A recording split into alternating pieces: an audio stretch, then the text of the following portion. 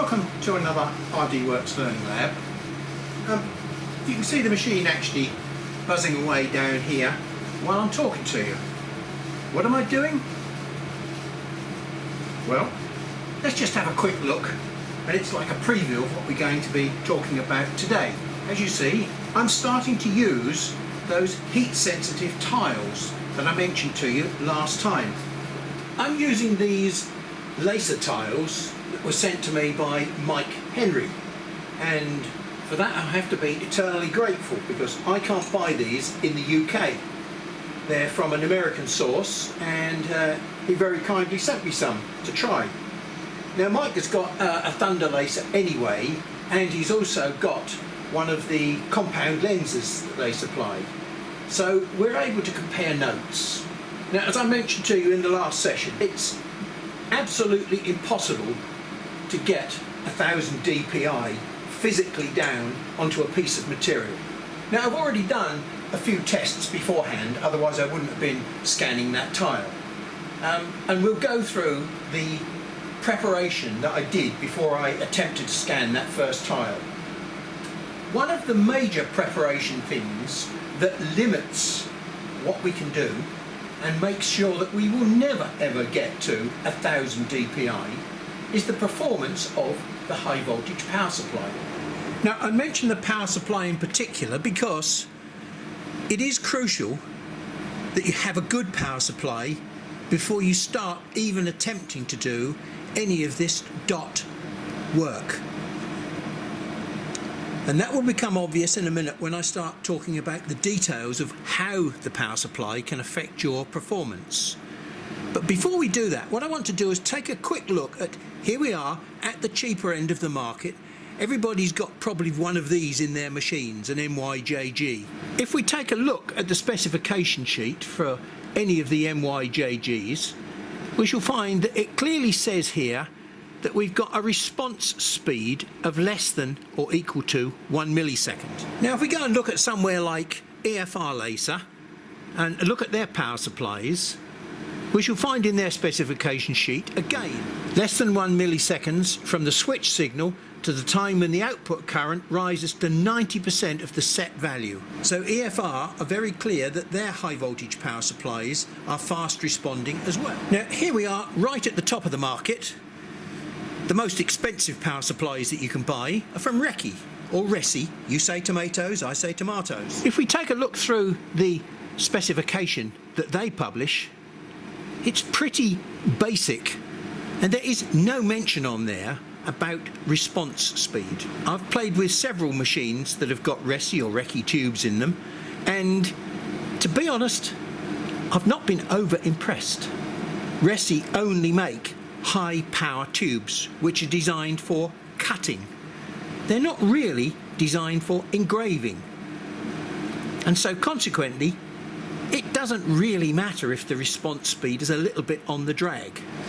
But like many things about the Recce specifications, they're a little bit vague. Okay, now I'm going to do a slow reveal on this sheet that I've already pre-written underneath here so that you can spread your laughter out and not wet your pants. A typical scan speed for most work that you guys have been doing up to now has probably been 200 to 400 millimeters a second. I'm going to use, because it's casual, 200 millimeters a second, which is a fairly lowish speed for scanning normally. For those of you that are not metrically inclined, I'm going to do some of this work in inches. Not that the end result matters at all, but it's just a matter of working through with numbers. Now, 25.4 millimeters equals 1 inch. So if I've got 200 millimeters, it converts to 7.87 inches. And of course, we're doing that millimeters per second, so that means we're doing 7.87 inches per second. Now, let's just see if we try to put down 1000 dpi picture. If we could, in 1 second, we would need to make 1 second's worth of dots, i.e. 7.87 times 1000, which is 7,870 dots. in 1 second. I'm not going to go into any detailed maths here. What I'm just going to do is a stupidly simple comparison. So in 1 second, we could divide that by 7,870 and find out what the actual time is. But I don't need to do that, because what we do know is that 1 millisecond is 1,000th of a second. In other words, 1 second divided by 1,000. Now hang about, we've just decided when we looked at the specifications that an HV power supply can only deliver 1,000 dots per second. So how are we ever going to be able to get a power supply that delivers 8,000 dots per second? So we're already 8 times faster than the high voltage power supply. So there's another reason why we shall never get to 1,000 dots per inch. Certainly not at 200 millimeters a second. So if we really need to place 1,000 dots per inch, what we're going to have to do is to divide the speed, 200 millimeters a second, by 8, because we're running 8 times too fast.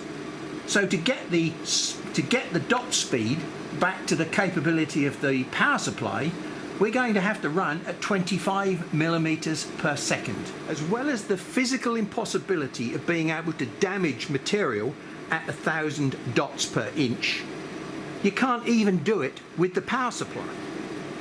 Now, if I'm going to get 254 dots per inch, basically I can't run at speeds more than a quarter, 4 times that, which is 100 millimeters per second. So I can try and attempt to get a 254 picture, provided I run at 100 millimeters a second. Faster than that, and I will exceed the capability of the power supply's ability to put the dots down. So there's one limiting factor. And if I try and get to the next step up, which is 508 dpi, I've got to drop the speed right down to 50 millimeters a second. And those are the areas that I'm going to be working in today. I know that I can get 250 dots per inch out of my compound lens. I can definitely achieve a 0.1 millimeter dot. The question is, how much further can I push the lens now that I've got this fantastic material inside the machine, which might allow me to get even down to 0.05 dot, which is what 508 dots per inch is. Now the whole point I'm making about this dotting technology is you can't make rash claims. You have to base things on fact and logic. And that's what I hope I've done. I've proved to you guys that you cannot really, certainly without this compound lens, you won't be able to get better than probably 127 dots per inch, because you'll be limited to a 0.2 diameter dot. If you can, somehow, with a fine focus lens, or by using a compound lens like I'm using there, get down to 0.1, then yes, you might be able to get to 250 dpi, but you'll have to watch your speed and the power. Power is less of a problem than speed. Speed is a physical limitation. Too much power and the dot starts to grow. Too little power and you won't actually see the dot. If you've got a 150 watt machine, you'll never be able to control the power down low enough to get these sorts of sensitive dot control. But if you've got a low power machine like 60, 50, 40 watts, you should be able to achieve a good small dot. Let's go and look through the microscope at some of the test work that I did before I attempted to run that picture. I knew that I had to be very low power, so I'm running at 12% with my 60 watt tube. And I'm running at 100 millimeters a second, which is the maximum speed I can run at to try and get 254 dots per inch. Now the resolution of this picture, i.e. the dots along the bottom line and the middle line, is 254 dpi. So I should be able to see individual dots, and sure enough I can. Now the question is, they're only just about visible. This picture is not out of focus, because if you look at the black lines along the top, you'll see that the black lines, the center of those lines, is actually in focus, but what you've got round the outside is like a fuzzy halo where the low power part of the beam is doing some damage to the surface, but not enough to make it black. There we go. Oh, lucky. I think you'll see that line there is a 0.03 thickness line, and we've got a black dot there that is 0.03, but you can see that the dots themselves are a fuzzy 0.05. So hey, we've managed to get 508 dpi dots. Not really, they're pretty crap, aren't they? You couldn't do anything with them. Right, pushing the power up to 14% has resulted in this. Now if you look at the lines across the top, we've got solid lines now, we've got definite dots along the middle row, and we've got nearly continuous dots along the bottom row. It's failed to make it up to full dot power for some of those dots. To me, that's a failure. I want to see a solid row of dots along the middle and the bottom before I can say that it's a successful test. So here we are at 90 millimeters a second. Drop the speed by 10 millimeters a second in the hope that we might get a better resolution along the middle or the bottom row. Now what that's done, by slowing it down, it's allowed more power per dot, and sure enough the dots have actually got bigger because they've been allowed to absorb a little bit more power at a given specific point, but they're still not a consistent row of dots. Aha! So we weren't on the correct focus point. And yes, we've got some nice dots which are probably, the black dots are, looking at the ratio between the dot and the gap, I'd say they could be 0.06 or 0.07 maybe. Let's see whether we can check that with a 0.07 reference line. If you look at the right hand line, you see that the dot itself is about 0.07, but if you look at the left hand line, which is 0.1, you'll see that the dot is, with its halo, 0.1. So I've got to register those as probably being 0.1 dots. So it's slightly worrying that there's a difference in the halo between the top and the bottom row. So there's still not quite as much power going into each dot as there is when we turn it into a dash. Okay, so that was changing from 8 millimeter focus gap to 8.5. And here's what happens when I changed it to 9 millimeters. Not a lot different. Probably 0.1 dots, 0.1 gaps. Black and less halo. So maybe this is a better focus point, but we're not getting such small dots. So a quick change up to 9.5 millimeter focus, and again we've got smaller dots, but they're losing their central power. Let's call 9 millimeters, which was that one, the ideal focus. So having found the ideal focus, let's go back and recheck speed and power. So here we are, 9 millimeter focus. I would say that we've probably got black dots which are probably something close to 0.05. So that's 14% power, 100 millimeters a second. So then we dropped it down to 13% power. A little bit inconsistent. 12% power and 80 millimeters a second. Getting back to some reasonable consistency. Out of all those parameters, 14 by 100 was the closest I could get to perfection. And if we look at that, we can say, well, we've definitely got 0.05 to probably 0.07 dots. The blobs around the outside are definitely 0.1 blobs with 0.1 gaps. So based on what I see here, maybe 0.07, 0.08. Okay, my first choice is going to be 300 dots per inch. Now the great advantage of these laser tiles, as you can see, we don't have too much collateral damage around the central core. There is a halo there, but it's quite a faint halo, and maybe the most important thing that we're looking for is the black dot. So maybe that faint halo around the outside won't impact our picture too much. Here's a typical area of our first picture attempt. The lines are just about touching. I think we're registering all the dots, but they're not all the same colour. What about the gaps between the lines? Is our line spacing right? 250, 300 dots per inch. If we take a look at a black area, the solid black lines have got a halo around them. And so we're not getting a true depth of blackness. When we're running full bore, maybe we're not getting exactly the same as my little test pattern. I can either attempt to make the lines blacker, in which case they will be thicker, and if they're thicker they will tend to join up. I should be stuck with the 300 pixel per inch resolution. Now it's possible that maybe I can increase the resolution of the picture, which will pull the lines closer together and make the existing black more black, if you like, by pushing them closer together and excluding some of the halos.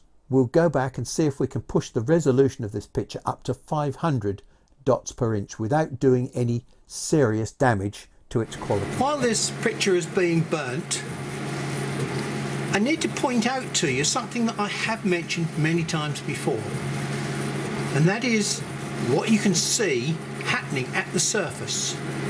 White light. Now that white light has got a slightly yellowy colour to it, but nonetheless it is a very bright light, and that light can only be caused by temperature, and that indicates that we've got a temperature at that surface probably 2000 degrees C or more, and that begins to make sense because this is a glaze that we are damaging here. Now the glaze has been put on and it contains probably several sorts of oxides, some secret concoction of oxides, which when you heat them up above 2 or 3000 degrees C will actually fire and turn black. So we're producing a ceramic glaze photograph here by very locally, preferentially firing the glaze. And there is no reason why you probably couldn't stack several of these tiles together and scan the whole lot to produce a very nice picture that would go on your bathroom wall or your kitchen or somewhere. I mean, you could use them as individual coaster tiles, I suppose. Just this opens up all sorts of opportunities for people that want to go into some sort of unique, bespoke tile business. I mean, this stuff is not going to rub off. It's extremely durable. I've got my blow lamp running here. You can't even see the flame. You can see that it's getting red hot just here. And we're going to have a go at putting heat in the corner of this tile. Now you can probably see, look, the corner is heating up red hot. And we're cracking the glaze with the heat, but it's not turning black. I shall now remove the heat, and the yellowing is disappearing.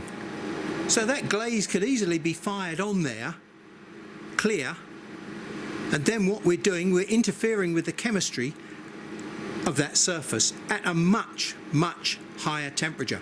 Fascinating, isn't it? The great thing about it is that because it requires such a huge temperature to fire this colour, it has little effect on the background. The low temperature halo around the outside of the core of the beam has little effect. So really we are only painting this picture with the true high energy density part of the core, which is why we can get away with our 508 dots per inch. Now the other thing that I've cheated on really, at 508 dots per inch, I've still done this at 100 millimeters a second. Whereas explained to you earlier, to get individual dots, I really need to be running this within the capability of the power supply response, which should technically be 50 millimeters a second for a 500 dot per inch picture. I seem to have broken through that barrier in some way, and for some strange reason.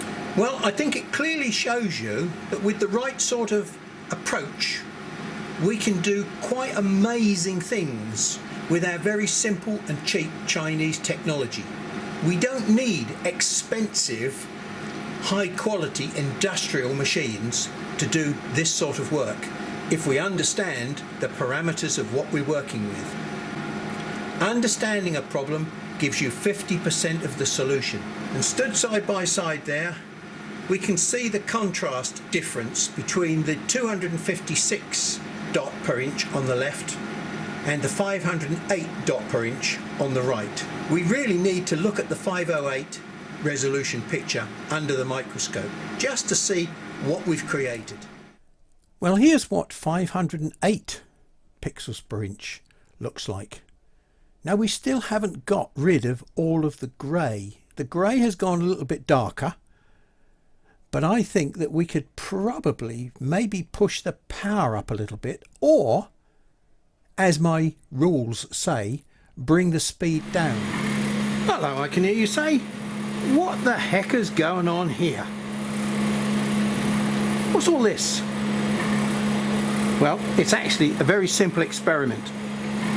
The problem with going at the right speed, 50 millimeters a second, that's the stepper motor accelerating and decelerating. In fact, what it is, it's resonance of the head here as the stepper motor is trying to drive the head across like this. It's just wobbling. And how do I know that?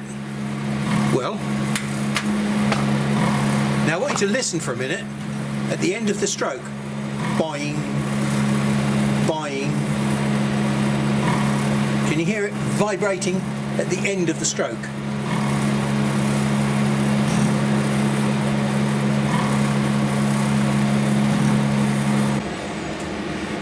Well, this bottom part of the picture here, up to here, was done at 50 millimeters a second with 14% power. Now, it looked as though it was coming out far too black, and then I realised that we got this problem here with the resonant frequency of the stepper motor playing a part in our picture. And so I came up to this point here, stopped and started again by dropping the power to 11% from 14%, but still running at 50 millimeters a second. Now, dropping the power meant that I was able to see our resonant frequency even in this dark stuff, because we've now reduced it to 50 millimeters a second, where we've got a lot of microstepping. Now, after this white line here, I made my modification, and as you can see, just the merest hint of some very, very small striations in there, lines, which probably are still high frequency stepper motor motions. I haven't damped them out enough. But on the end here, of course, what we've got acceleration and deceleration stripes as this huge mass is trying to come up to speed. So as we try and make the machine work within its capability, all of a sudden we jump out of the frying pan into the fire to another problem. So we can't go this slow. We've got to go at 100 millimeters a second, twice the speed that we need to go. And therefore, if we're going at twice the speed that we need to go, realistically, I ought to be halving the resolution back to 250. It seems as though we're going round in circles. This is the sort of contrast picture that we're really looking for. Now, we can't achieve that because we've had to do it by running slowly, and running slowly has given us problems with resonance. So we've got to get above that resonance region, back in the 100 millimeters a second, and the only way that we can get a darker picture is by actually making the lines slightly wider, and we do that by increasing the power. So we increase the width of the burn line. Here we are at the end of our session. 300 dpi, pretty good, quite amazing. 508 dpi, unexpected, a little bit different to the 300 and pretty damn good. Sadly, when we ran it slowly, we got amazing possibilities but a rubbish result. And by using these parameters, 100 millimeters a second, and pushing the power up from 14% to 16%,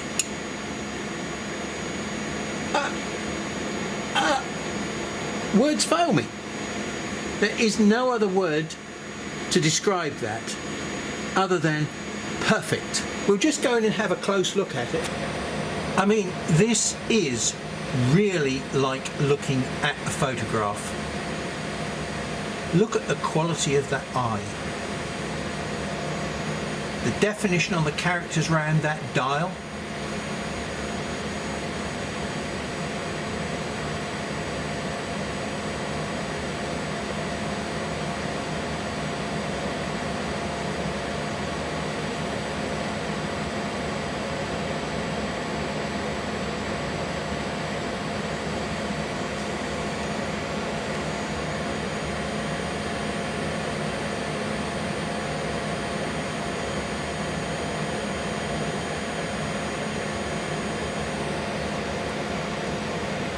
I mean, it's as good as the picture on my laptop screen. And it somehow possesses, on that tile, a vibrancy.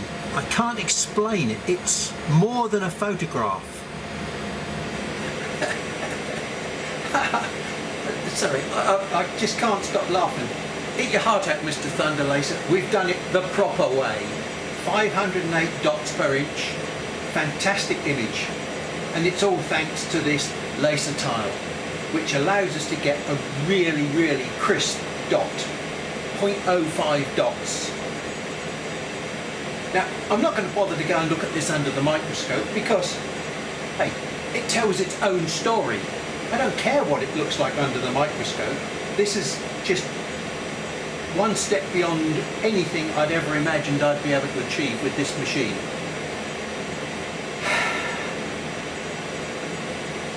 I'm loving it. Until the next time, bye.